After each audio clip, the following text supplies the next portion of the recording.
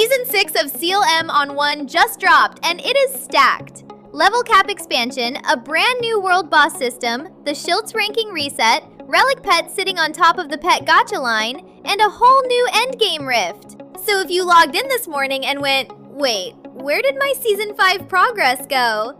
Sit tight, I've got you. I read the entire patch note, so you don't have to. My eyes hurt. Let's go. First thing, because this is the question flooding every guild chat right now. Season 5 of the Shiltz Ranking concluded on August 6th. Season 6 began immediately after the update went live. That's not a bug, that's the schedule. Season 5 is done. And here's the part most people scroll past. Season 5 didn't just end, it funded Season 6. Let's talk Shiltz Ranking, because this is the one with actual money attached. The total pool of Shiltz Crystals distributed during Season 6 is determined by how many Shiltz Crystals were actually consumed, burned, in-game during Season 5. Think of it like a tip jar the whole server fills up. Everything the player base spent last season becomes the prize pot this season. Technically, this is a burn-linked emission model. The sink feeds the faucet. More burn last season means a bigger distributable pool this season. So your Season 5 spending was never just spending, it was seeding. Now the ranking rewards. Top of the board, first place takes 1 million Shiltz. Second, 500,000. Third, 200,000. Ranks 4 through 10 each take 100,000. Ranks 11 through 20 drop to 10,000. And then from 21 down to 100, it tapers gently. 9,500, 9,000, 8,500, all the way down to 6,000 for ranks 91 through 100. So top 100 is genuinely worth chasing. That is a real, reachable target for a consistent player. One warning from the devs, and it's a hard one. Shiltz points obtained through abnormal or unauthorized methods will not be granted. Don't risk your account for a leaderboard slot. And check your fee rate before you cash out. Regular users pay a 50% fee. Premium and Legendary Shiltz Pass holders pay 10%. 50 versus 10. That is not a small gap. Okay, the level cap expansion. The headline everyone actually wanted. Maximum character level is now 150. So if you've been sitting parked at the old ceiling, capped out, feeding all your EXP into nothing, congratulations, your bar moves again. And this level cap expansion isn't cosmetic. It's the gate for everything else in Season 6. The new endgame content has level requirements attached. So your level is your keycard. Which is my polite way of saying, go grind, lovingly. Go grind lovingly. Now, the big one for me personally, the world boss got a whole new system layered on top of it. It's called Elim's Blessing. When you challenge the world boss, you now earn a new material called Elim's Relics. Simple version, think of it like a seasonal skill tree that only the world boss can feed. Every fight you show up to, you bring back relics. And you spend those relics making yourself stronger for the next fight. Mechanically, each rotation offers you 4 blessings, pulled from a larger pool of available effects. You invest Elim's relics into the ones that suit your build. Each blessing enhances up to level 5, and the relics for enhancement come from world boss rewards. So it's a compounding loop. Fight the world boss, get relics, level your blessings, hit harder, post a better world boss high score, earn more. 2 things to keep in your head. 1, the available blessings rotate periodically, so your optimal setup changes across the season. Don't assume the build you saw in a guide last week is still the build.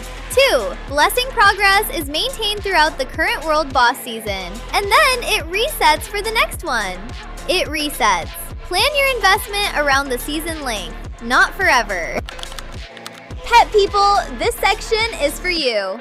Quick honesty note first, because I'd rather be right than loud. This patch did not add a new pet gacha banner. What it added is the next tier above the gacha. So let me walk the full pet pipeline. Because the new pet gacha is still where every one of these starts. You pull from the pet gacha, you raise what you pull, you push a pet up to mythic rarity, you take that mythic pet to max level, and then you can evolve it into a relic pet. The evolution cost is specific. A max level mythic pet plus 3 complete pets hearts. That's the gate. which reframes how you should be treating your gacha pulls. Every duplicate, every low-rarity pet you were about to shelve, that's evolution fodder now. The gacha isn't the finish line, it's the supply chain.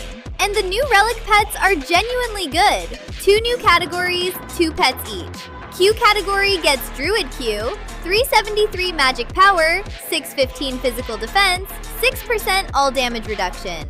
And Avatar of Great Nature, Nixie, 373 magic power, 6.79% magic damage resistance penetration, 4% attack speed. Lobster category gets War God Krat Crab, 375 strike power, 612 magic defense, 6% all damage reduction. And Ghost Paladin, 375 strike power, 6.79% physical damage resistance penetration, 4% attack speed. Notice the split. 2 of them are defensive slabs, flat defense plus damage reduction. 2 of them are offensive, resistance penetration plus attack speed. That's a build choice, not a power ranking. Penetration pets are for when you're already hitting a wall of resistance on a hard target. Reduction pets are for surviving long enough to reach that target. And here's what your level cap expansion grind is actually buying you. Dimensional Rift now has a hard difficulty. Entry requirement is level 120 with a 20-minute time limit. And unlike normal, hard mode is 4 consecutive boss encounters. You clear every single one inside the time limit to earn the exclusive rewards. 4 bosses, 20 minutes. Bring a party that reads chat. The prize is a brand new equipment type, Legendary Emblems. You get them from Dimensional Rift Hard, or you craft them through Jewel Arena in Capital Elim. 8 emblem types, and they split cleanly. Assault and Nightmare give all damage increase. Battlefield and Arcane give PvP damage increase. Steel and Grace give all damage reduction. Iron Wall and Barrier give PvP damage reduction. So, pick your lane honestly. If you don't PvP, the PvP emblems are dead stats on your character sheet. Don't chase the shiny one, chase the one you'll actually use. And there are 2 systems sitting on top of them. Enhancement raises the emblem's main option. Push it to +10 to unlock the additional value tier, which is a genuinely large jump. Then there's tuning, which re-rolls the emblem's options. Each tune resets both the main and sub option to a fresh roll inside its range. Cost per attempt, 2 gems of tuning, 1,000 sapphire, 3 million seagull. Gems come from Dimensional Rift Hard or Jewel Arena. That is expensive per roll. Get the emblem type right first, then tune. Tuning a wrong lane emblem is just setting Seagull on fire. Slowly. Events running alongside Season 6, the Guardian Valkyrie event is live, where you defeat Bales to earn buffs that accelerate your growth. Plus the 7-day login, the 4-week login, the gameplay event, water balloon collection, the Ruby Charge and Consume event, and updates to both Dimensional Rift Conquest and the Level Achievement event. And the limited packages are only available until August 20th, 2026. That's a hard date, not a soft one. So that's Season 6, Forge Your Own Path. Level cap expansion to 150, a compounding world boss system in Elim's Blessing, the Shiltz Ranking reset funded by everything Season 5 burned, new Relic Pets sitting at the top of the pet gacha line, and a 4-boss hard rift dropping Legendary Emblems.